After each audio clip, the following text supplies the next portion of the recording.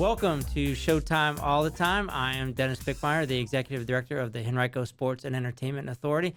And today, our special guest is Anthony Oppermann. We call him Oppo, so if you hear me say Oppo during this, it's a term of endearment. Just like I'm Bick for Bickmeier, the General Manager of the Flying Squirrels, the third General Manager in Squirrels history, and I think I got this right, is almost your 1 year anniversary of being the General Manager. It is, Bick. Yeah, thank you. So welcome. So Anthony's been with the Squirrels for about 12 years now, if I'm not mistaken, and has had a variety of positions, including being the voice of the Squirrels at one point. That's why he should be on this side of the mic, but he's really good at this, much better than your host. But one of the things that we're going to do is obviously talk about the upcoming Squirrel season, but we got to jump right into Carmack's Park. I mean, that is the big story here in our region. Tell me, Oppo, where are you guys with your preparation leading into April 7th and the opening of Carmack's Park? I mean, at this juncture, as we talk today, 13 days away from our first game at Carmack's Park. Right now, it's all about kind of the finishing touches. And, I know you all in Henrico County know very well about that process, opening up a big, beautiful venue. So it's a lot of the detail work, signage work, really kind of going back through and making sure that everything that was supposed to be accounted for is in the building, getting certain tech scopes online, because those are the last things to kind of get installed and be able to put in place. Because if you got the big heavy machinery, you don't want to have the detail work getting messed up by any of the big stuff. So, we are at the 1 yard line at this point, and it's just really now, doing all the cleaning preparations and getting ready to go for what's going to be just an incredible ride this year in 2026. Well, as someone that's been with the organization for as long as you have had, this has been a long time coming. Like, what does this moment mean for you and for the team, for the staff and everyone that's been involved with the Squirrels, the ownership group, everyone that's been responsible for this team, first of all, coming back to this region, but now this long road to get to this moment? Yeah, I mean, that's a loaded question, Vic. I think about so many people as part of this, journey to get here, because it wasn't any singular person or individual or group that made this happen. There has been a lot of work over the course of, 16 years. And really, like, everybody, from Lou and the ownership team, Right. moving the franchise from Norwich, rolling the dice on Richmond, believing in the Richmond market all the way back in 2009. And I had the opportunity to be part of that inaugural season staff and that experience. And we all came down here with the dream of this, Right. of opening up a brand new venue in Richmond and to really see Richmond realize and the region realize its potential. But there are a lot of people, because it took so long, that kind of helped keep this thing Sure. alive and get us there. And every single person, in a full-time, part-time capacity that's worked for our organization has had a huge effort in making that connection with the community. Because I really feel like this happened because the Squirrels, mean something to the Absolutely. Richmond region and genuinely connected with the community. And that's because a lot of hours put in by a lot of individuals over the course of 16 years to make those connections, believing in, the franchise's values of, being impactful, being different, having fun, and making that a reality. I mean, this was because the fans wanted this, Sure. the community wanted this, they believed that it should happen, and that really helped push it across the finish line. So, I think bigger picture for me, it's about having something that, the region can be proud of. And again, I know you all know a lot about Absolutely. that and have experienced that with the, event center that, you all had the chance to open up. Like, it is a source of, like, regional pride. There's And no doubt. to be able to see that, just the reactions, not just on our staff, but people coming in the venue and like, wow, we have this asset in the Richmond region. Like, that's what's really special. And that's what means the most to me. Like, I think we love the Richmond region. Like, we love being here. We've had a lot of former staff members that never left. That's right. They've stayed. right. They stayed. They may be gone to do other things, but they're here because they love this area. And the new members that we brought into our team from around the country, like, they feel that same connection almost instantaneously, and they see it. And So I'm just excited that we all together collectively have something that we can be really proud of, really excited that nobody else in the country has, that we can boast about. And I'm just really grateful to have lucked out timing wise to be in my position to kind of help be the steward, to take the baton from Chuck Domino, Parney, Bill Papirniak, who got the Yep. franchise started back in 2010, and myself and Benny and the rest of our team have the opportunity to take that baton and carry it across the finish line. Well, I hope that because I can certainly sense it for those that are watching and listening, that passion that just came through that the couple of minutes right there, and certainly the lineage of the names that you mentioned of those that have been involved and the impact that they've had on our community. I also see that you're in your bio, you're a necktie kind of guy. Yeah. So I know this is we call this the older logo now. Oppo's got the new freshened Flying Squirrels logo there. It's so vintage, Bick. They're Yeah. vintage. I love it. This actually was gifted to me by our friend Parney early on when I arrived here to work at the raceway. So it's I brought it out of the closet just for this moment. But talk about that brand refresh too. That's part of this whole kind of this new the newness of CarMax Park and the Flying Squirrels. And it happens from brands from time to time to refresh a little bit. Talk a little bit about that process. Yeah, absolutely. Obviously, kind of taking flight into this new era at CarMax Park, we felt like, it typically is a process that happens like every 10 years or so, and it had been 15 years, and so it made sense, kind of closing out the Diamond era, moving into the CarMax Park era, that we modernize and update the brand. From the time it was introduced back in 2009. Well, let me start by saying, like, when we had introduced the name, That's right. there's a little Flying bit of Squirrels. yeah, You guys crazy? yeah, that was like the tame comments, Vic. I remember sitting around a folding table in the office at the Diamond while everything was still getting refurbished, and we would just take turns answering the phone and having people yell at us because of how terrible the name was, and that we were making a joke of their beloved baseball team. And I think, though, once people saw the logos, it started to click. Sure. And then once we introduced Nutsy, I think it really started to click and resonate with people. Okay, this is what these guys are about. And it's about the experience. It's not necessarily just about the game and the names on the back of the jerseys. And so we had a lot of success, Sure. with the logo. And I think it's been, an identifying mark for the Richmond region. I think it's one of the things that kind of makes it fun to be from this area. Is, hey, our fun minor with league, two ends, by the way. exactly. You got it, Vic. I tell you, you've been around for a minute with our organization. But I think it's like no other city in the country has a professional sports team named the Flying Squirrels, right? So it's uniquely ours here. So we were very cognizant of kind of how the brand has become an identifier for people in the community, and something that is uniquely, hey, our team is the Flying Squirrels.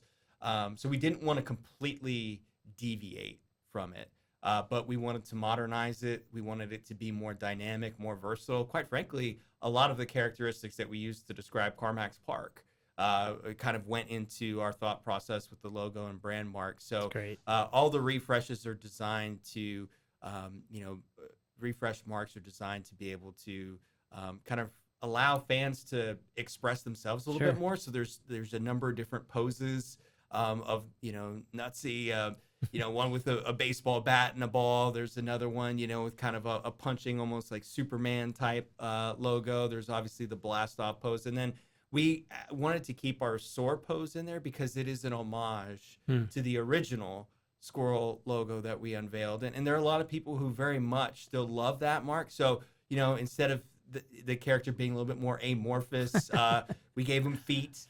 We also fixed the hands. The thumbs are always kind of a little weird on the old, the original logo. So, we made those like little slight adjustments to it.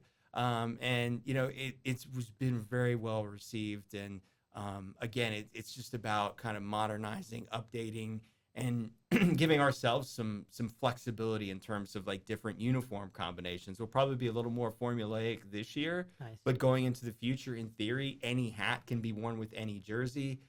We also felt very strongly that we wanted the team, while they're at home, to wear a jersey that said Richmond on the front. So we introduced a black alternate that said Richmond, because previously the only jerseys that said Richmond were the gray ones. That's right. That the team wore on the road.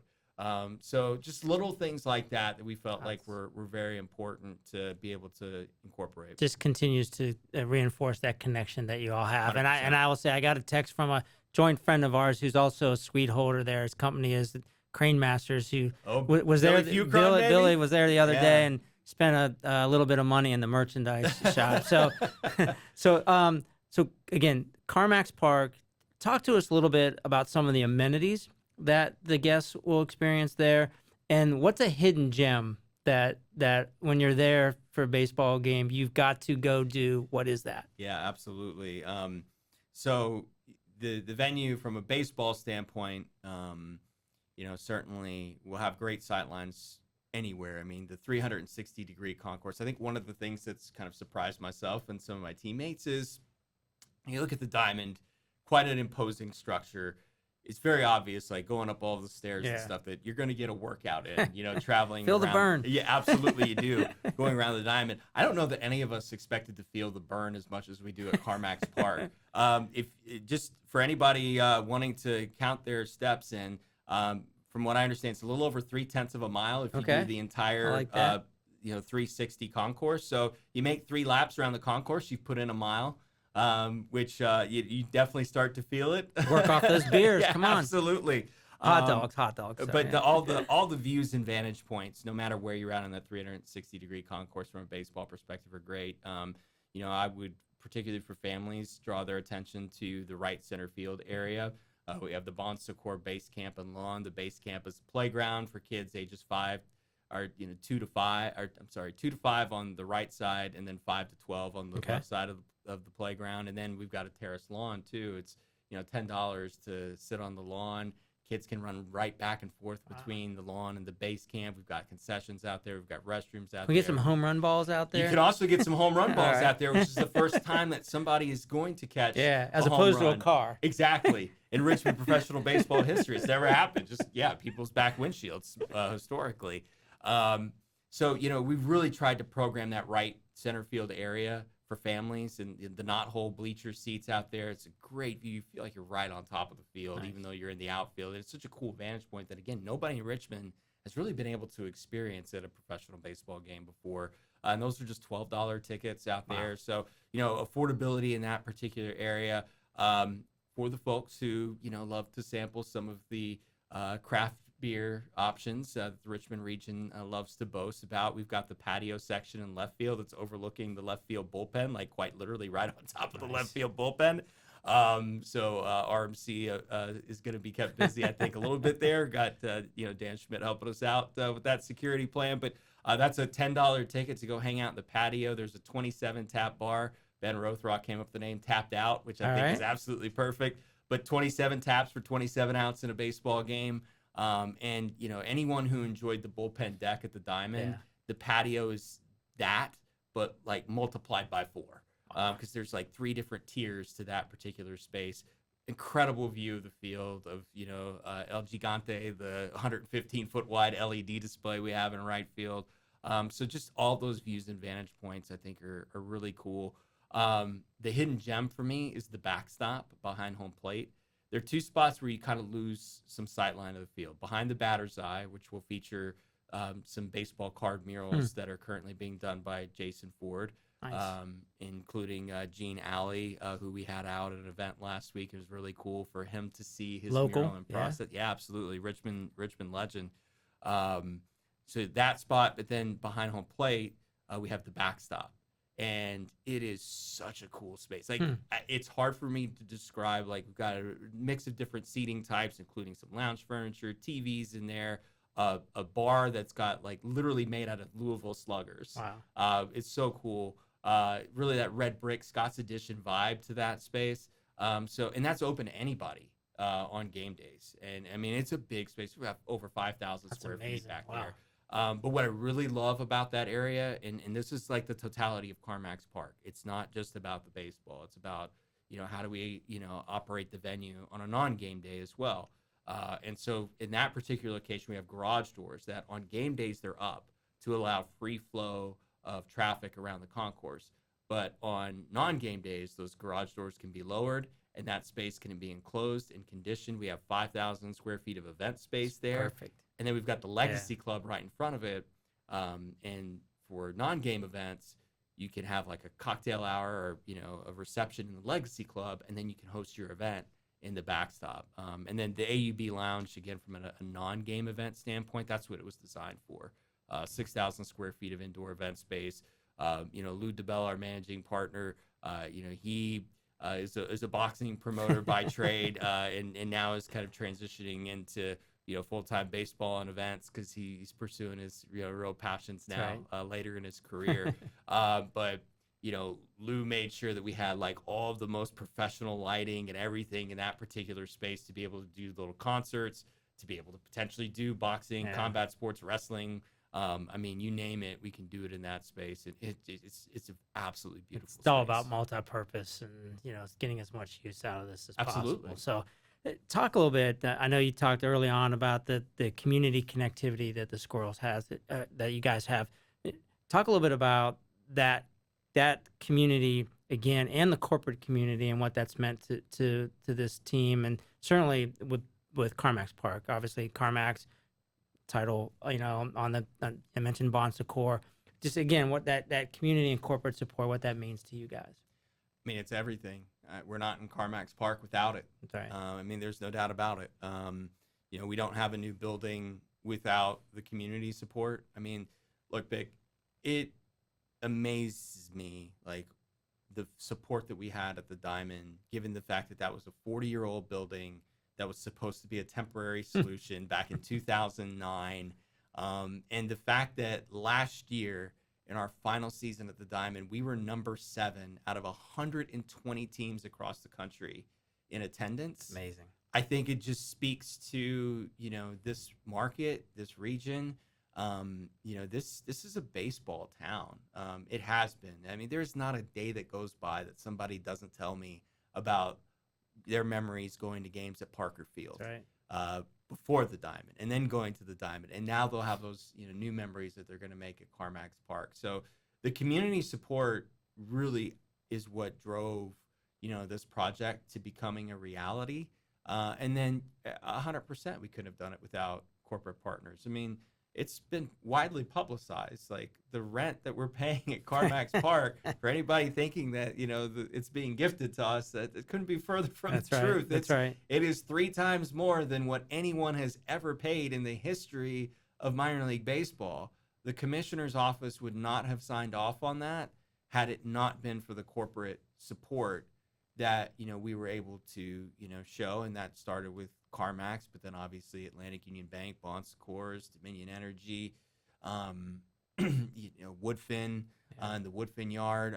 That's all of our corporate partners. Like they were the ones that have consistently believed in this, and that connectivity for us also extends to our corporate partners, and I think it's been really fun to see them. We sold them on a dream, we sold them on a vision, and for them to now experience that. And specifically with Carmack's, I remember some conversations that started with a lot of like blue and yellow dots all around a half-baked drawing of what the building could look like, and now to see what it is and has become, and just to see their excitement too, and hear about the excitement of their associates and everyone within their building. They want to get out and experience it. That's what's cool about this job. And I think that's what drives me and my teammates every day is, to follow through for the guest experience, and then to follow through for the corporate experience. Well, we have all this build up to opening week, not just opening night. So talk a little bit about what's happening the first week, and most importantly, where can people get information about the Squirrels baseball and ticket information? Absolutely. Squirrelsbaseball.com to be able to get information on all of the opening week festivities. But Look, we waited 16 years for this moment. We weren't just going to celebrate it on one day. It was going to be an entire week-long celebration. So April 7th through the 12th to kick off the season. Every game, our goal is every game should feel like opening night. Because the reality is, for the large majority of the fans coming, that is going to be their opening night at CarMax Park. That one, I mean, we always say it's somebody's first time at a baseball game. That's a industry adage that you hear a lot. Quite literally, that is going to be true for every single guest that comes through the gates at CarMax Park to start the season, and really throughout the year. So we want to make it feel like opening night every night that week. We're going to have our blast off bash out in front of the stadium from 5 to 7, and then we'll have a variety of different experiences throughout the week. Rally towels for everybody that comes in that whole week. And listen, I have gotta rally add to my towels. Squirrels Yeah, collection. absolutely. I've got rally towels from playoff games that I've gone to and in different events that I've gone to. So those are things you hang on to. Absolutely. To say you were there. I still have mine from the first game ever at Nats Park, for example. So we want to create those kind of moments, experiences for people all week long, and really excited to put on a show too, because we have assets in the building now that we did not have at the Diamond, and our promotions and entertainment team have been working really hard to build out a bunch of different types of entertainment acts that you're going to see throughout the year, not just for that first week. So we've studied the Las Vegas Golden Knights and a number of other major league organizations that we feel like we really do a good job of putting on a show, and we're excited to introduce all of those concepts throughout the first week. Yeah, so squirrelsbaseball.com. Squirrelsbaseball.com. All right, we'll make sure we hit that a few times too. So, all right, so I'm going to have you look into your crystal ball. So now we get through, year one. Yeah. What's down the road look like? What's year 5 look like? Like what would you want for this ball club? What would you want for CarMax Park over the next few years, 5 years, 10 years down the road? I think what's this success? Yeah. Year one. I mean, look, once we get past year one, then the fun starts because we actually know what we're doing in the building, right? Right. It takes a minute to learn the space and it does. To learn all the capabilities to bring everything fully online. There's always with any kind of large scale project, there are going to be things that come online maybe a little bit later than anticipated. Sure.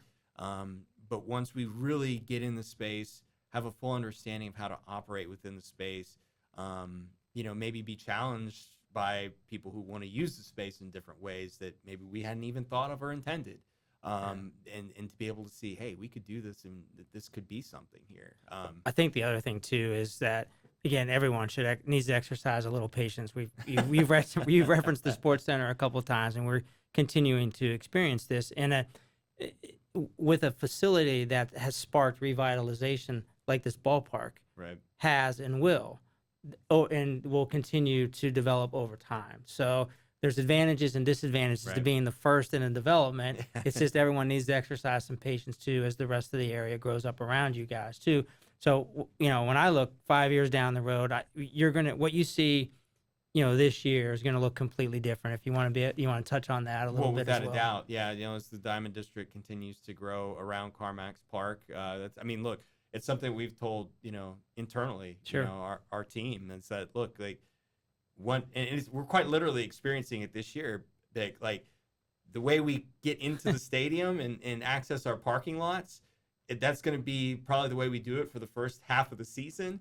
And then there's going to be a connector road with Hermitage, once probably get to July, that's going to come online. And so then, literally mid-season, we're probably going to be entering the building. Exactly. And that's part of it, right? Yeah. You're exactly right. That's part of being in this mixed-use development, having development going on, around us. But I think it's incumbent upon us to, be adaptable. We really need to, as an organization, continue to communicate, with our guests and people coming to the venue, that they know kind of what the conditions are. Sometimes that can be challenging because the conditions change, at the last minute. I did it this way a month ago. Yeah. Exactly. But I think this is a long-term play, and this is a long-term outlook by everyone involved in this project.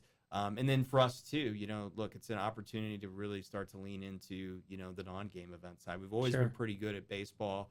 I think we're going to get really even better at baseball and the fan experience at baseball games. But, to be able to fully tap into the potential of the venue for a number of different types of, non-game events, concerts, comedy shows, other types of sports. We've got a lot of big dreams when it comes to that. Our 804 Live team that we're, bringing in and growing and developing, I think is going to really start to take off as the building grows. So it's going to be fun to see that progress. Well, the excitement is certainly there. The buzz is certainly there. I mean, you guys have done an amazing job to get to this point. And, we're on the doorstep of the opening of CarMax Park. And I know we're excited here on the Henrico side for you guys. So congratulations on what you guys have accomplished, and we look forward to being able to experience it as well. So just a couple of quick things here before we close. What's the first thing you're going to do when the gates open? Take a deep breath. I think for me, it's just I want to take a moment just to see the reactions.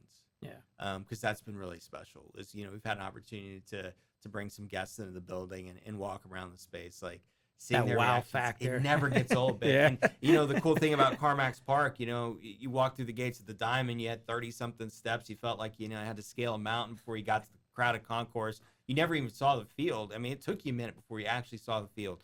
When you come into CarMax Park, you're up 8 short steps, you're on the concourse, and you see the field. And that's the first thing that hits you.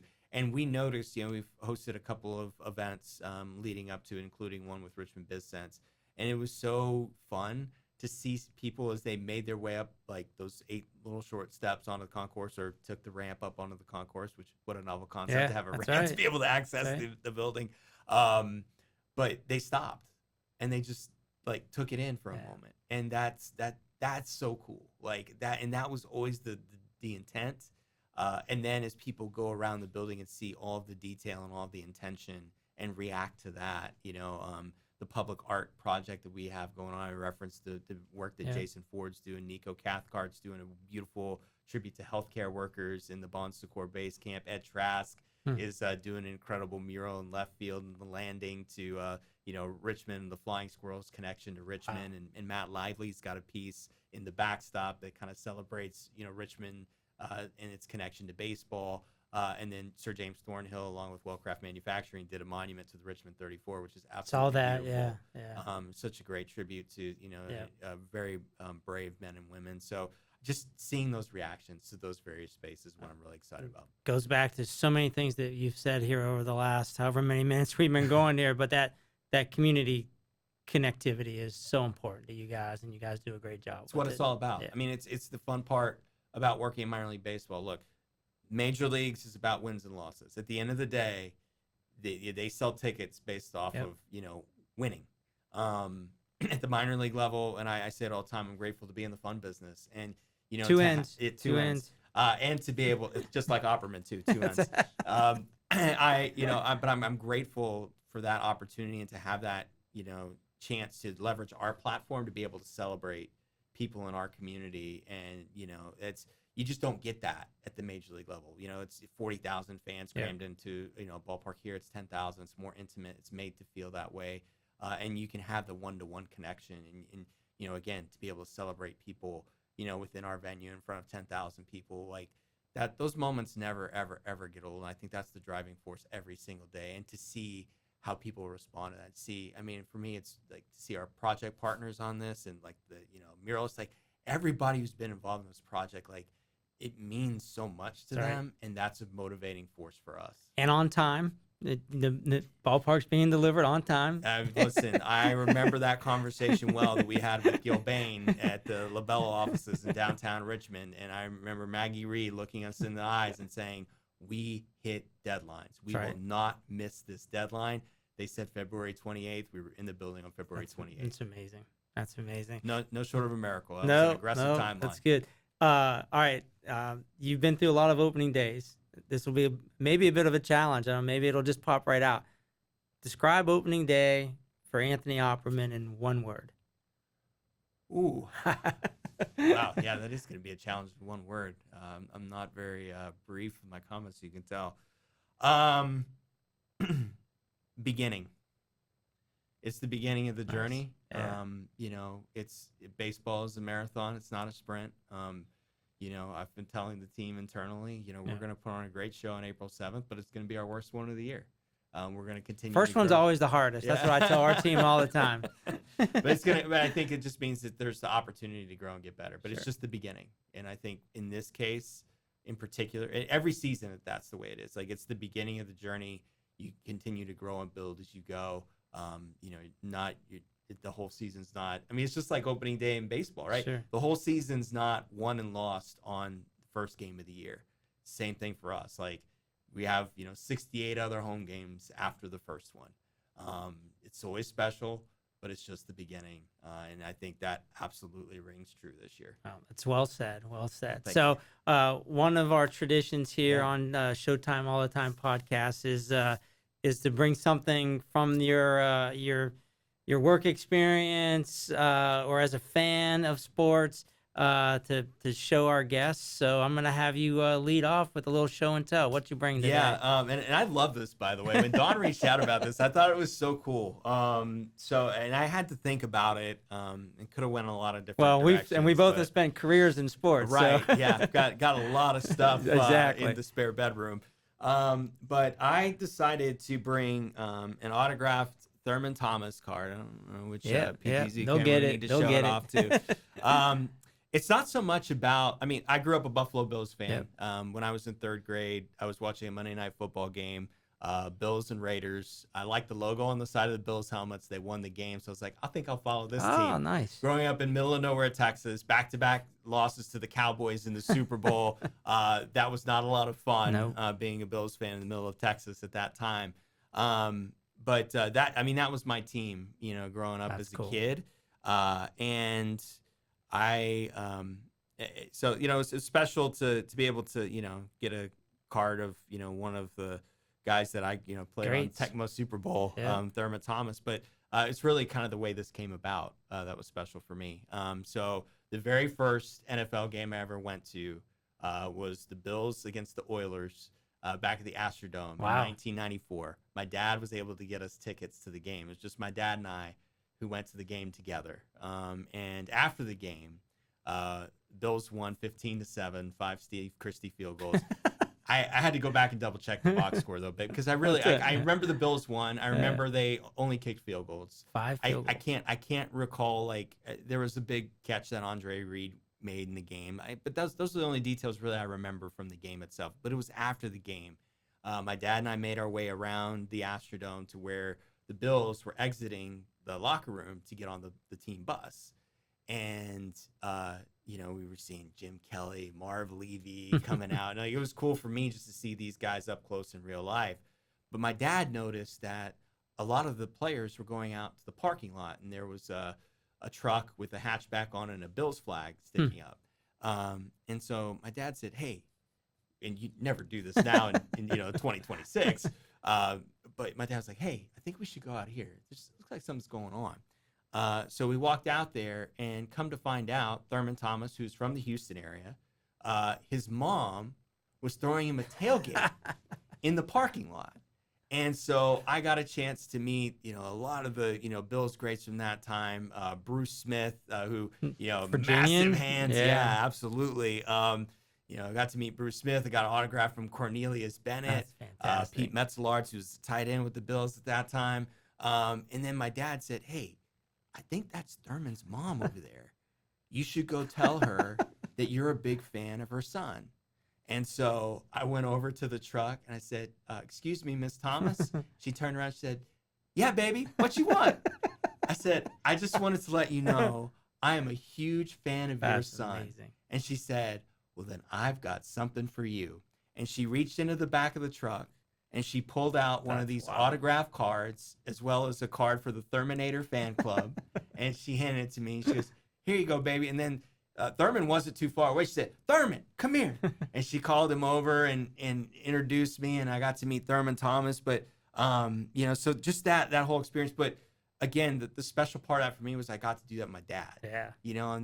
And it was my dad's idea to even go out there, and he was the one that kind of nudged me. Yeah. And I know he took a lot of pride in just kind of sharing that experience. He wasn't interested in any autographs or anything like that. He was doing that for his son, and It's cool. and so that's what this card like signifies to me. Is like that day that I had with my dad that like, and I couldn't believe it. Like, these are all of the players that I like played with on Tecmo Super Bowl, and like to meet them in real life, to get like autographs from guys that I would watch on TV. It was really special, but it was because I got to do that with my dad that meant the most. That's why I love this business, is those types of opportunities. And I'm sure we both have had opportunities where we've tried to put people in those positions as well. Absolutely. To pay it forward as well. So it's an amazing story. Good for you. That's fantastic. So, well, I have a little bit of a baseball background, and like you said, we tend to collect a lot of things over the years. I've got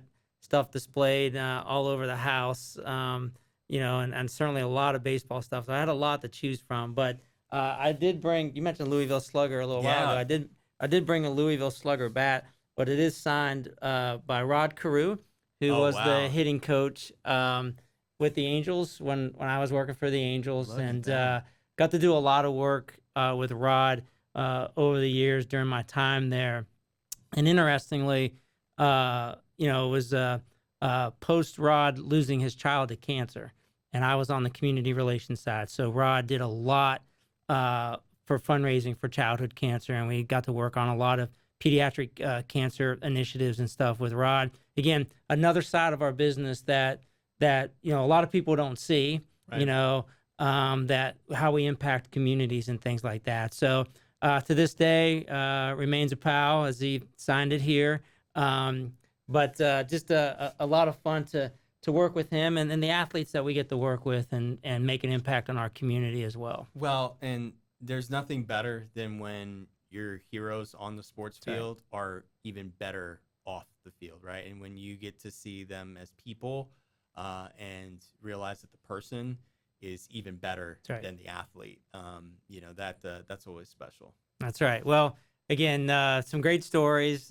We could probably talk. I know we could talk all day. You got to get back. You got to get ballpark. You got to get open. So, again, I hope everyone gets the opportunity to go out and experience CarMax Park, experience what the Squirrels do game in and game out. So, Oppo, thank you so much. This has been fun. I look forward to seeing you out there. I've got several trips that I want to make out to CarMax Park and explore all the different areas. So thank you for joining us, and good luck with everything. Yeah, no, it's been a pleasure chatting with you, Bick. The experience is the right word. Like, that's what I keep telling people is I can't wait for you to experience CarMax Park, and it's going to be a different experience every night depending on where you're at and what we've got going on within the venue. But I'm just, again, very grateful to be one of the stewards of this moment and to help get this across the finish line, and just can't wait to celebrate this with everybody in the area and have another jewel here in the Richmond region. That's right. Go see our hometown team, squirrelsbaseball.com. Thank you all for joining us for the Showtime All the Time podcast. We'll be back next month. Thank you. Have fun. Go Nuts.